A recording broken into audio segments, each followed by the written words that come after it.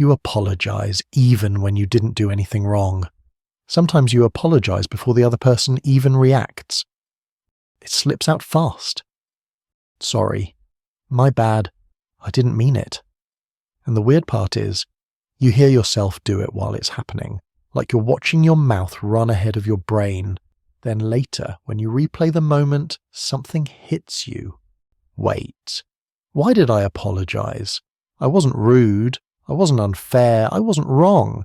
So why did my body act like I needed to fix something immediately? And if this is your pattern, you know what comes next. You don't just apologize. You soften your voice. You explain too much. You give a little smile. You offer a peace treaty you weren't asked for. Not because you're fake, because your nervous system is trying to prevent something. Most people label this as low confidence. They call it people-pleasing. They say you're afraid of conflict, or they go for the lazy version, you're too nice. But those explanations are too shallow, because you can be confident and still do this. You can be smart and still do this. You can be strong and still do this. You can even be angry and still apologize. So confidence isn't the mechanism. It's not the engine. It's just the surface description. The real question is, what is the apology doing for you in that moment? Here's the reframe. In most cases, this isn't weakness. It's speed. It's not, I'm wrong.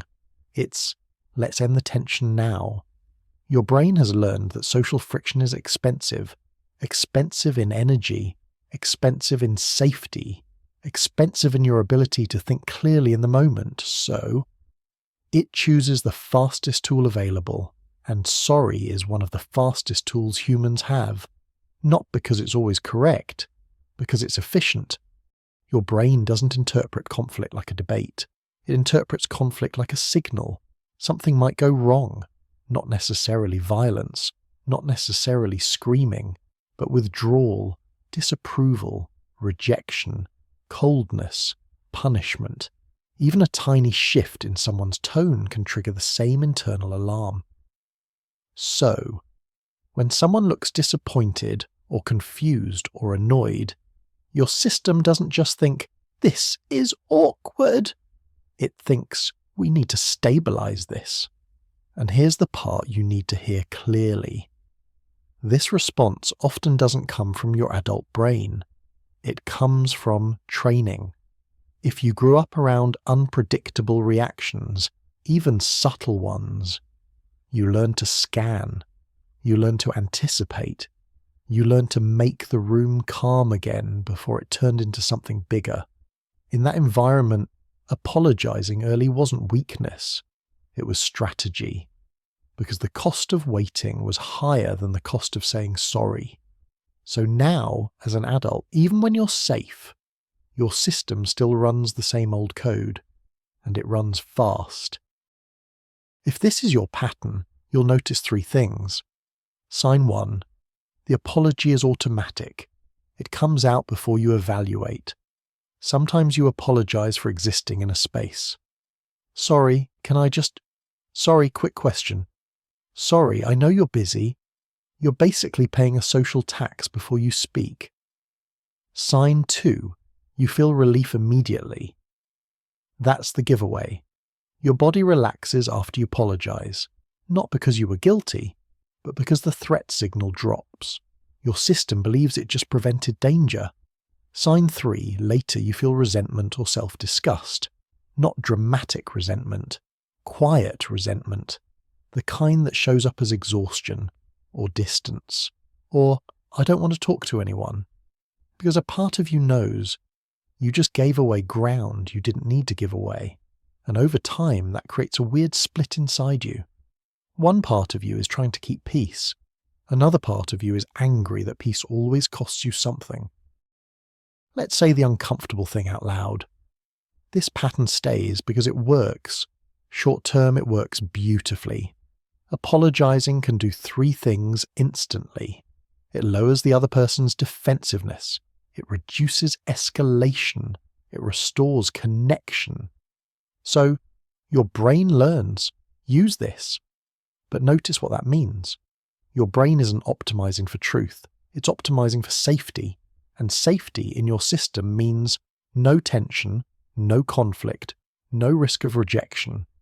So even if you're right, your nervous system might choose connection over correctness, not because you're weak, because your wiring values belonging.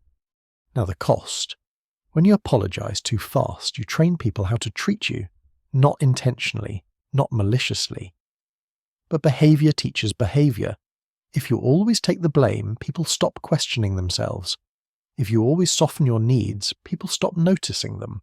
If you always repair the tension, other people stop learning how to repair anything.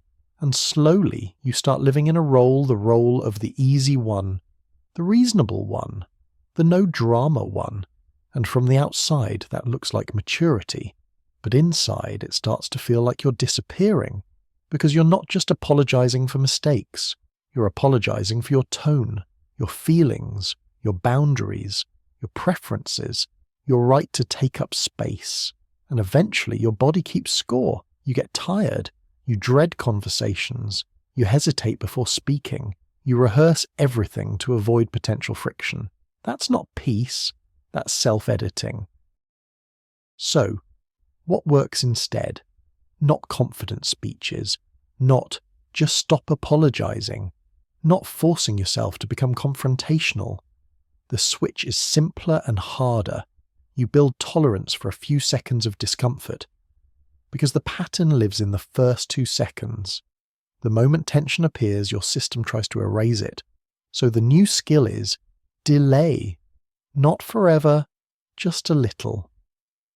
When you feel the apology rise, you pause and buy time. You can use microphrases that keep the connection but don't surrender your position.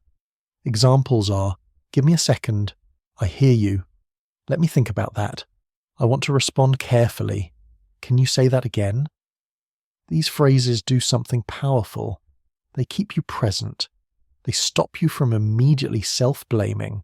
They create a gap where choice can exist. Because you don't need to stop apologizing completely. You need to stop apologizing automatically. Here's your self-test. Next time you feel the urge to apologize, ask yourself this. What discomfort am I trying to end right now? Is it guilt or is it tension? Is it accountability or is it fear of disapproval? And then ask a second question, even more revealing. If I don't apologize, what do I think will happen? Will they get cold? Will they be angry? Will they leave? Will they judge me?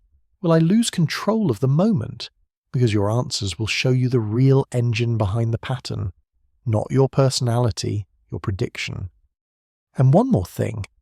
If you apologize like this, there's a good chance you also do a second behavior that looks different, but comes from the same place.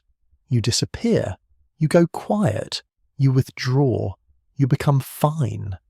Because sometimes apologizing is how you keep connection, and sometimes silence is how you protect yourself from needing it. So if you want the next piece of the puzzle, the next video is, you go quiet when you're hurt. Here's why. I'll see you there.